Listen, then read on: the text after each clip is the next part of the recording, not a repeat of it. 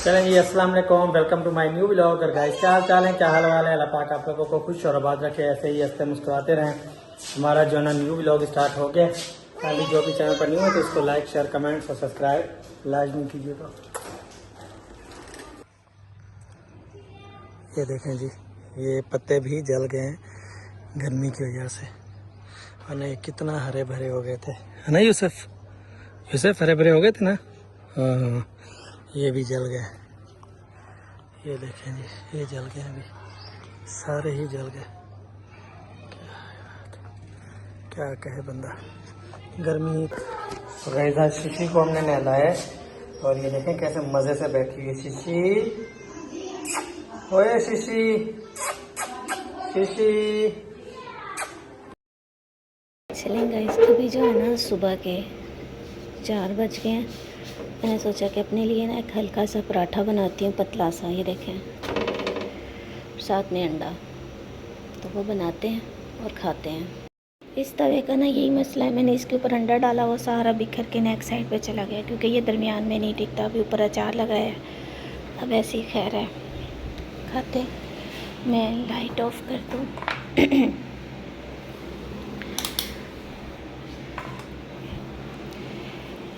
यहाँ बैठते हैं। बिस्मिल्लाह। गाइस, अभी मैं कट करके लेकर आई हूँ एक सेब, और पहले तो मैं खरबूजा ले लेती थी, वो बस भी मना कर दिया, वो मैं नहीं खा रही, कहते गर्म है ये वो सारा कुछ। कल मैंने ना सफाई मतलब झाड़ू लगाया था, पोछा वगैरह नहीं, बहुत गंदा सहन हो गया था सारा कुछ। अभी सारी चादरें झाड़ के साफ़ की हैं। ये विंडो खुली होती है ना तो वो फर्नीचर सारा बर्बाद हो गया, उसके हम तो ऊपर ना से नमी सी आ गई है। बाकी बाहर वाला मैं दिखाती हूँ। लाजी, बाहर वाला सारा हिस्सा साफ़ किया है, किचन, और ये खोल दिया है कि हवा थोड़ी सी ना ताज़ा आए, बस यही है। बाकी दुआ कीजिएगा। अभी मैंने बेडशीट चेंज करनी है, निकाल के इधर रखी है, ताकि ना वो दिल भर आते हैं उनके साथ करती हूँ, अकेले नहीं कर पाती। मैट्रेस बड़ा है ना, जिसकी वजह से बहुत इशू होते हैं। तबीयत तो बहुत ज़्यादा ख़राब है, यकीन करें। सुबह भी मैं बस पता नहीं यार, कुछ समझ नहीं आ रहा, ना मैं कुछ बता पा रही हूँ, ना मुझे कुछ समझ आ रहा है। अस्सलाम वालेकुम माय यूट्यूब फैमिली, कैसे हैं आप? उम्मीद करती हूँ कि आप सब ठीक होंगे, खैर आफियत से होंगे। अल्हम्दुलिल्लाह से मैं बस ठीक हूँ, अल्लाह का शुक्र है। आज भी मेरा व्लॉग नहीं आया था।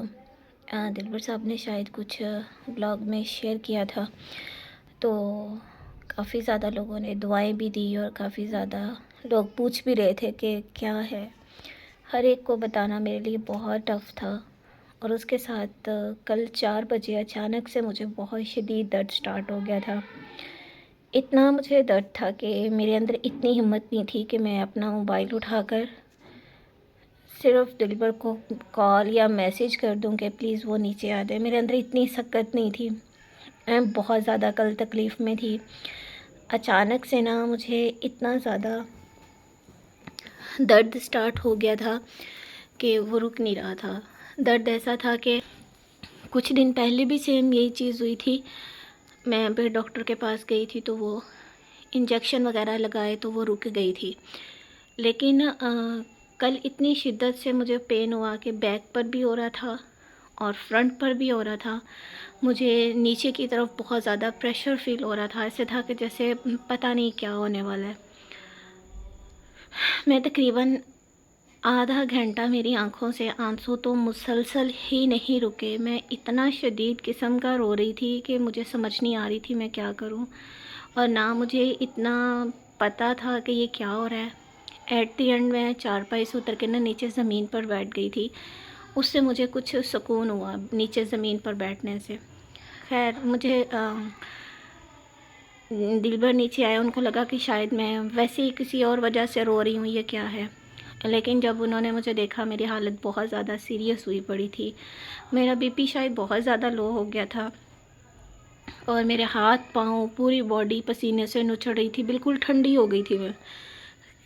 खैर इस दौरान मेरा डॉक्टर से भी रब्ता हुआ। अब डॉक्टर यार आपके लिए 24 घंटे तो हॉस्पिटल में नहीं होते, लेकिन मैं फिर भी डॉक्टर सदफ़ का थैंक्स करती हूँ कि मैं जब भी उनको मैसेज करती हूँ ना, वो मुझे रिप्लाई कर देती हैं। उन्होंने मुझे बोला कि बेटा मैं 8 बजे हॉस्पिटल आऊँगी, अगर आपकी तबीयत ठीक नहीं है आप हॉस्पिटल आ जाएं, मैं फ़ौरी वहाँ पहुँच जाऊँगी।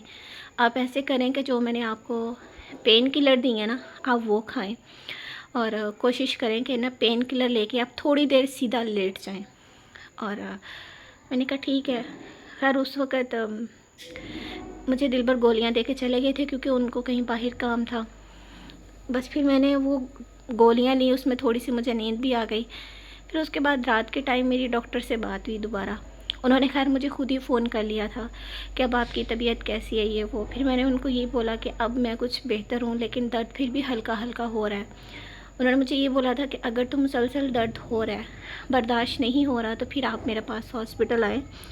अगर आप दर्द को बर्दाश्त कर रही हैं और रुक जाता है तो फिर आप ऐसे करें, रेस्ट करें, बिल्कुल सीधा लेट जाएं। और आप अभी भी बाइक पर आएंगी या आप गाड़ी पर भी आती हैं तो आपके लिए ट्रैवल बहुत ज़्यादा ख़तरनाक है, आपने ट्रैवल नहीं करना। और आप रात गुजारें, नहीं तबीयत संभलती तो सुबह मेरे पास आ जाइएगा। लेकिन रात गए, फिर 12 बजे तक तो मैं सोई रही हूँ, वो भी ऐसे कि कभी मैं उठ जाती थी, कभी मैं लेट जाती थी।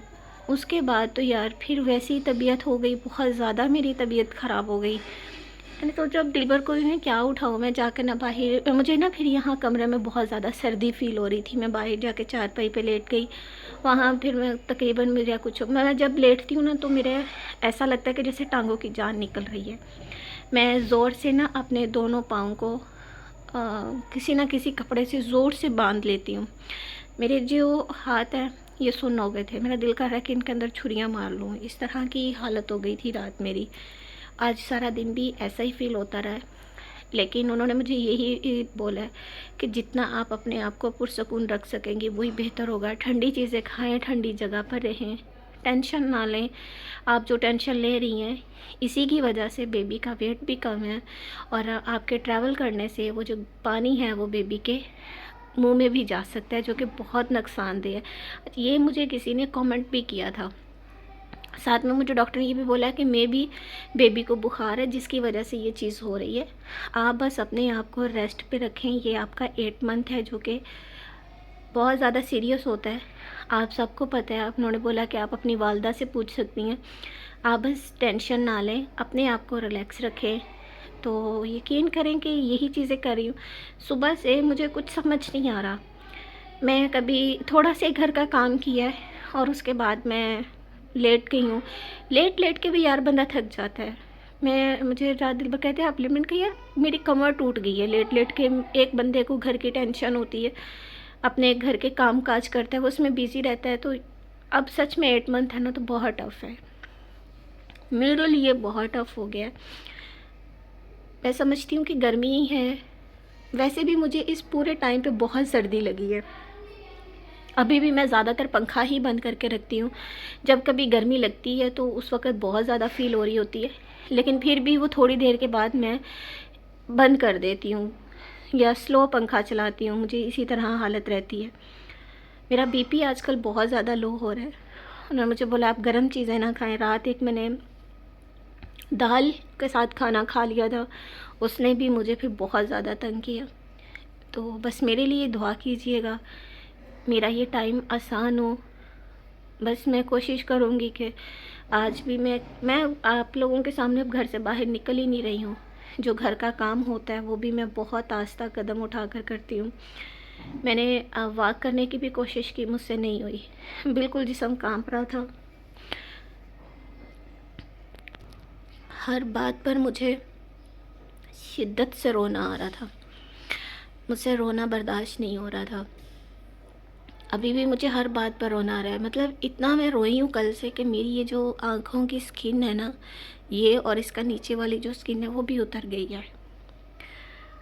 तो बस मेरे लिए दुआ कीजिएगा कि अल्लाह ताला ख़ास करम करे। आप सबकी दुआओं का बहुत शुक्रिया। मैंने सोचा मैं आपके साथ अपनी ये बात शेयर करूँ।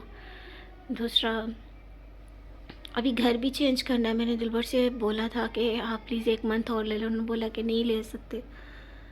बस होते हैं मसले मसाइल। बाकी मेरे लिए दुआ कीजिएगा कि मैं इस पूरे मंथ को गुजार सकूं। आप लोग भी मेरी हेल्प कीजिएगा, मुझे सपोर्ट कीजिएगा। मुझे जितना भी मैं घर पे थोड़ा बहुत व्लॉग बनाती हूँ, आप उस पे देखिएगा। मुझे आप लोगों की सपोर्ट की ज़रूरत है। मैं बाहर नहीं जा सकती, ना मुझ में अंदर हिम्मत है। मेरे कुछ काम पेंडिंग भी हैं जो मुझे करने भी हैं, लेकिन मेरे अंदर हिम्मत ही नहीं है। मैं जाना भी चाहूँ तो मैं नहीं जा पा रही, और घर में भी बैठ बैठ के ये घुटन सी फील हो रही है। लेकिन मुझे लगता है कि अगर हम ये थोड़ी सी तंगी बर्दाश्त कर लेंगे तो आगे मेरे लिए बहुत आसानी होगी इंशाल्लाह। इंशाल्लाह हर तकलीफ़ इसीलिए बर्दाश्त कर रही हूँ कि इसके बाद अल्लाह ताला मुझे बहुत बड़ी गुड न्यूज़ देने वाले हैं। अल्लाह ताला मुझे बहुत बड़ी खुशखबरी देने वाले हैं।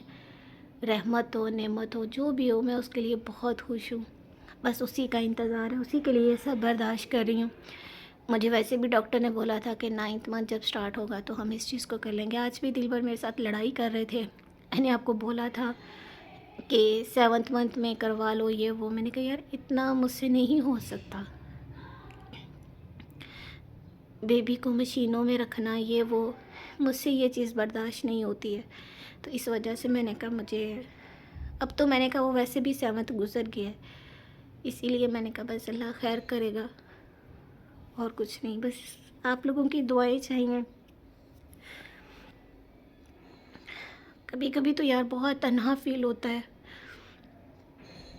कभी कभी तो ऐसा लगता है कि जैसे पता नहीं ये ज़िंदगी रुक सी गई है, किसी चीज़ की भी कोई खुशी नहीं हो रही है।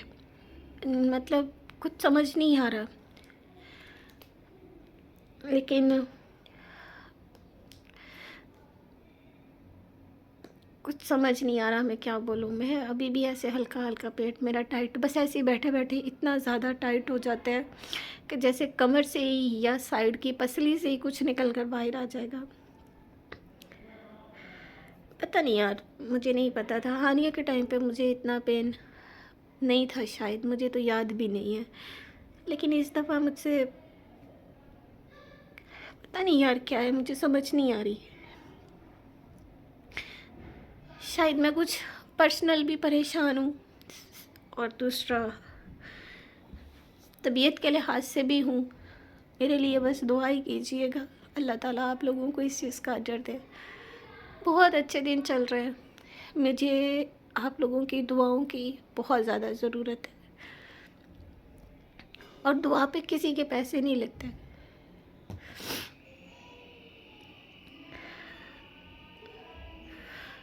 अल्लाह ताला आपके लिए और मेरे लिए बहुत ज़्यादा आसानियाँ करे।